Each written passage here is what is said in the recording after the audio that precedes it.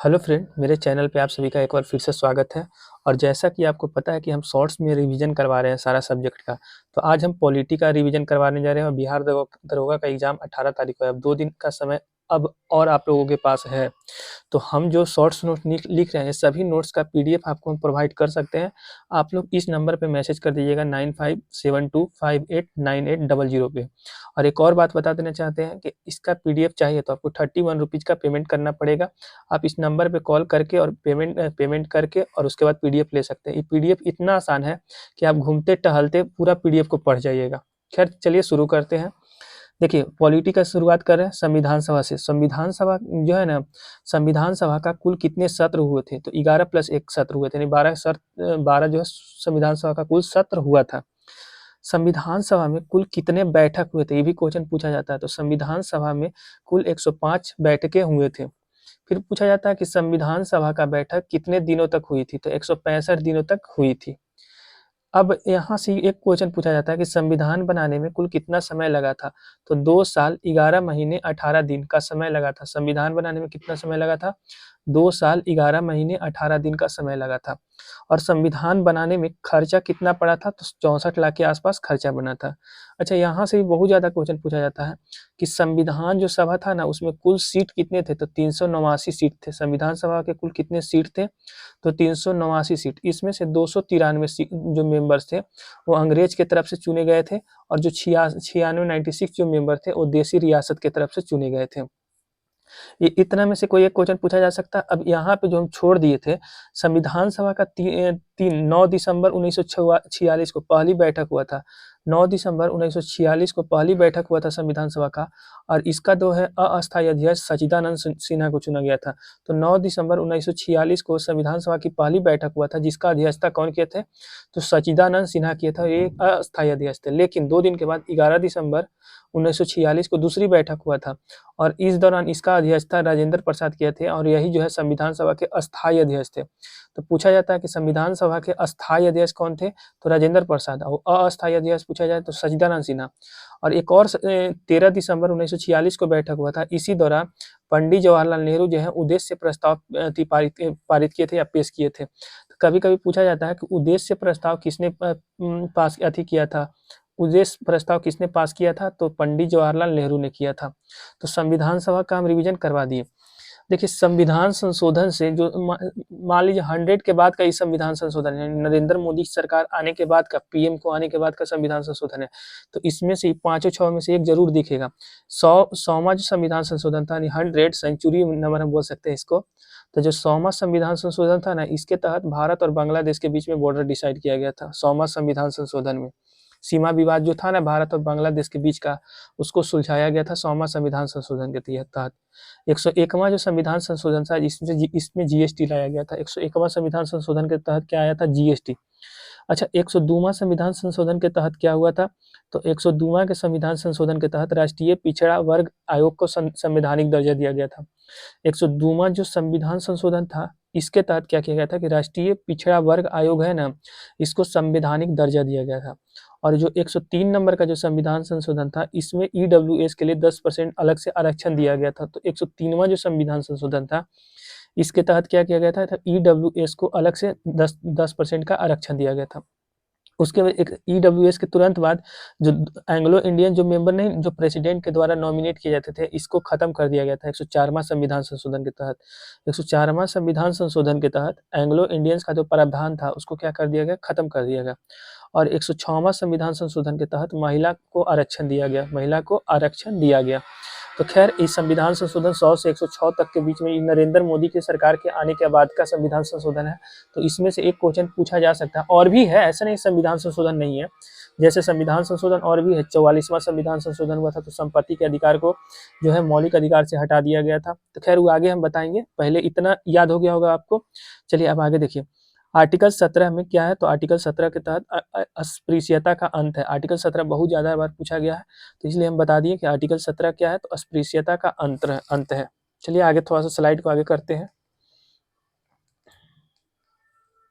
कोई भी दिक्कत हो आप लोग कमेंट करके पूछ लीजिएगा, ठीक है। अब है यहाँ पे देखिए आर्टिकल 32 है।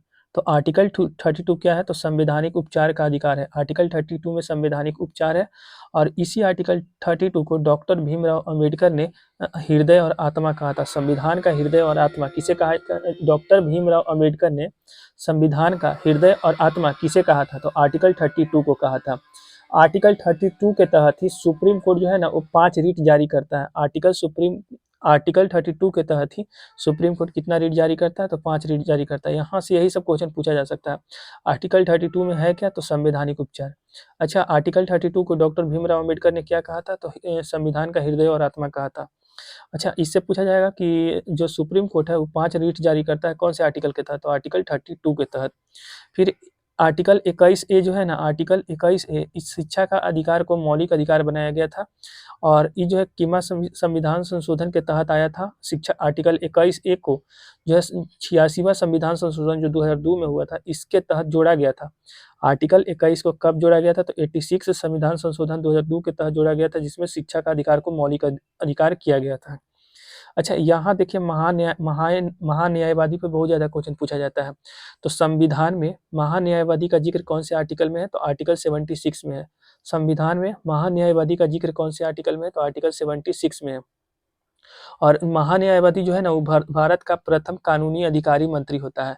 भारत का प्रथम कानूनी अधिकारी कौन होता है, तो महान्यायवादी होता है।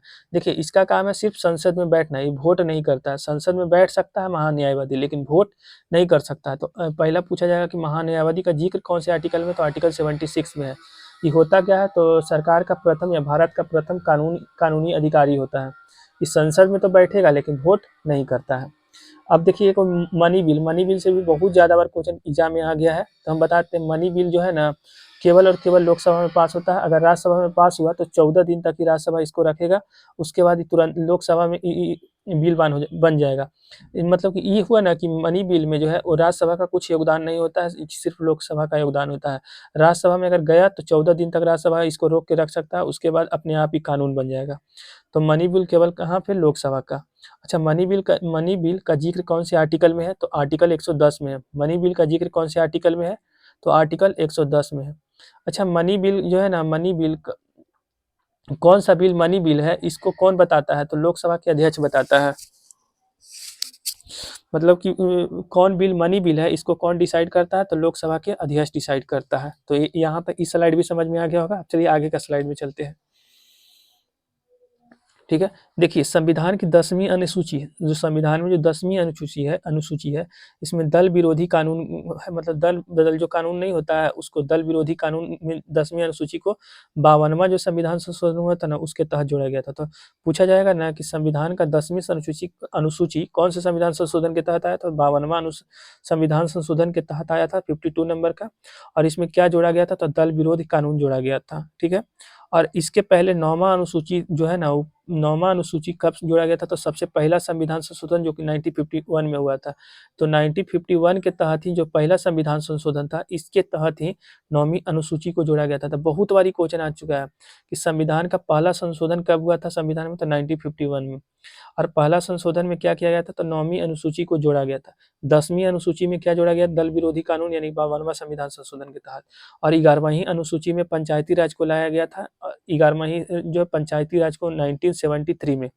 तो तीनों आपको अनुसूची समझ में आ गया होगा कब कौन से संविधान संशोधन के तहत जुड़ा। 11वां जो है 73वां संविधान संशोधन के तहत जुड़ा था, 10वीं जो है 52वां संविधान संशोधन के तहत जुड़ा था, और 9वीं जो है पहला संविधान संशोधन के तहत जुड़ा था। तीनों अनुसूची आप याद कर लीजिएगा कौन सा संशोधन हुआ था। जो पंचायती जो जुड़ा था ना वो 73 नंबर का संविधान संशोधन के तहत जुड़ा था, और ये तो 52वां हो गया और ये हो गया पहला।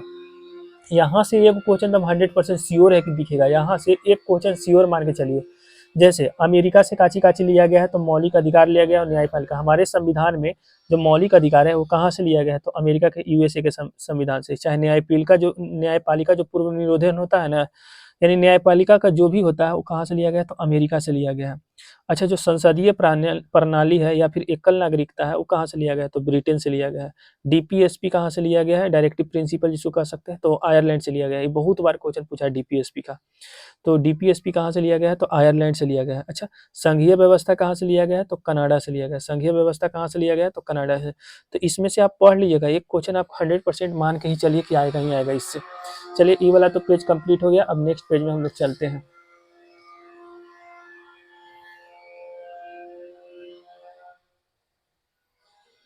अच्छा, एक नेक्स्ट पे शुरू करने से पहले एक बात हम आप लोगों को बताना चाहते हैं। जैसे मेरा वीडियो तो आप लोग को पसंद आ ही रहा होगा, आ रहा है कि नहीं आ रहा है, इस कमेंट करके भी बता सकते हैं। अगर पसंद आ रहा हो तो भाई आप लोग लाइब्रेरी वगैरह जाते हैं तो अपने सभी दोस्तों तक इस वीडियो को शेयर कर दीजिएगा, ताकि हमको सपोर्ट मिल सके। ठीक है, देखिए अगला है प्रारूप समिति। तो जो प्रारूप समिति है ना, इसका अध्यक्ष कौन थे? तो भीमराव अंबेडकर थे प्रारूप समिति के।